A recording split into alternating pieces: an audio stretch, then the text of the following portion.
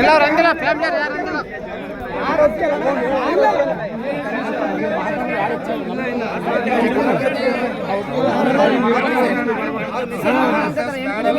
Police station ಮುಂದೆ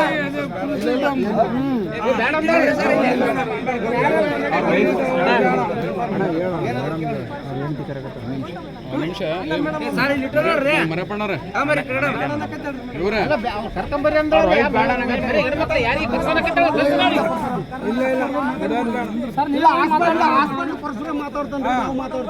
madam please ನೀವು ಇದು ಮಾಡಬೇಡ್ರಿ.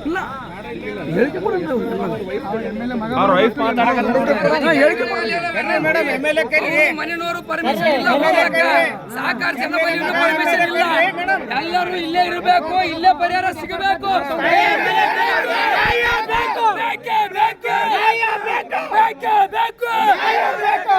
ತಂದೆ ಮಕ್ಕಳು ಕೂಡ ಎಷ್ಟು ಮಂದಿ ಜೀವ ನುಂಗ್ಬೇಕಂದ್ರೆ